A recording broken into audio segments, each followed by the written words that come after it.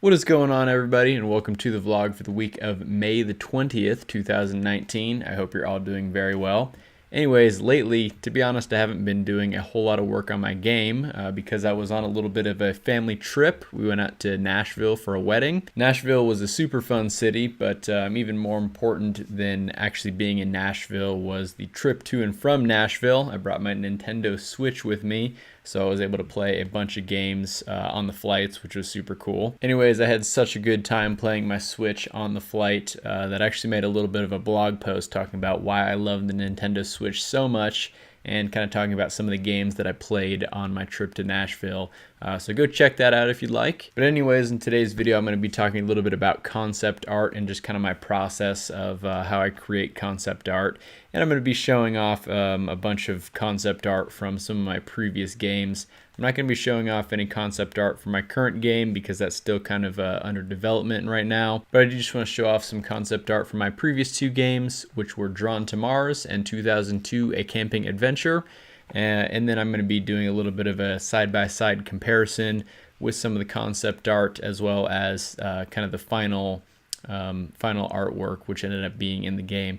So you guys can kind of see some of the differences between sort of the concept stuff and the actual final renders. So when starting concept art, one thing that I like to do is I like to create a map of the whole area. Even if the map is never in the game, it just gives me an idea of how everything kind of fits into place. So here is the map for 2002 A Camping Adventure. So as you can see, this is what it looks like, and this is kind of what I wanted the whole map to look like. But essentially it's a lot bigger than what ended up being in the game. What ended up being in the game are just campsites A, B, and C. And then up top we kind of have the beach area up here, and of course you see the ranger station, the outhouse, and the beach volleyball court in the game, as well as the little dock right here.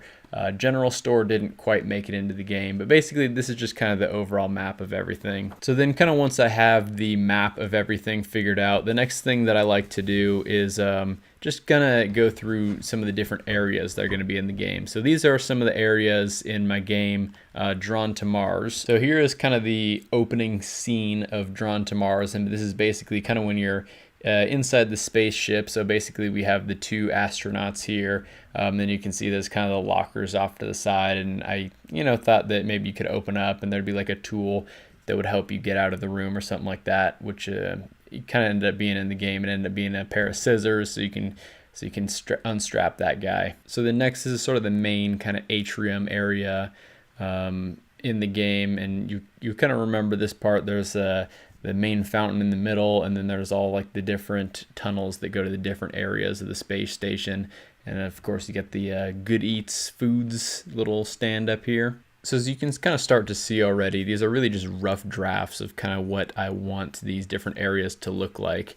It's not going to be like a full 100% what it is going to look like, but it just gives me a good idea of where to put different things in the level and kind of how big I should size everything. And then one more cool little area I'll show off to you is kind of the beach in the camping game that I made. And with this one, what I did, it's actually like 3 pages long.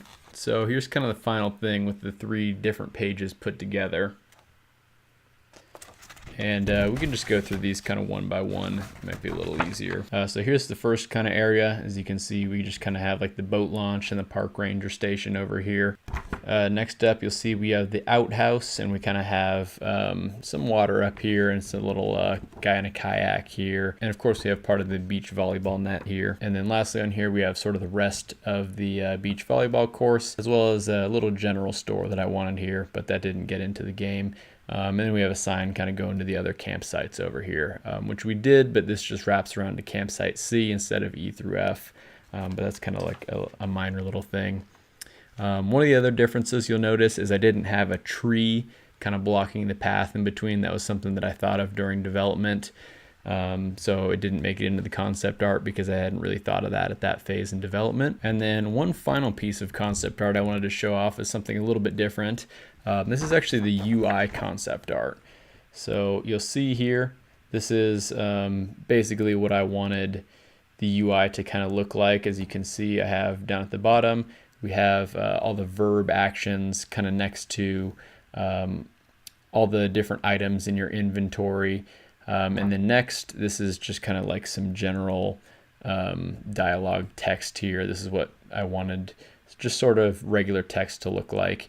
And then up top we have if like someone asked a question, and then you have a couple different options for different responses in there. So that's just kind of me just figuring out how I kind of wanted the dialogue to look in general. Again, just a very rough draft to figure out kind of the sizing and spacing of everything and get an idea of what it might look like. And this concept art has all proven to be extremely helpful for me because again, this is really just easy stuff to do on a piece of paper with a pen, and I can go through several iterations of things to figure things out. In fact, here's another one of just a bunch of just kind of stick figure body types and heads that I was playing around with. So it's a lot easier to test things out when you're just doing stuff on pen and paper.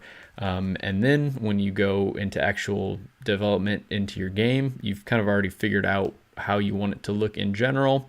So it's a lot easier to just kind of copy what you did on the paper in the computer and make it into a game. So concept art is something that is very important to do, even if you're doing just basic, simple, rough drafts of it.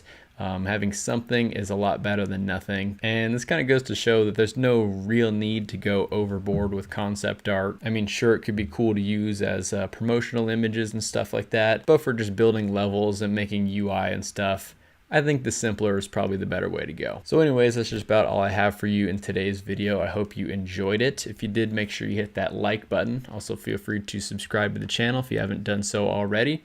If you have any questions or comments for me, feel free to drop them down in the comments section below. Hope you have a fantastic rest of your day, and I'll see you in the next one.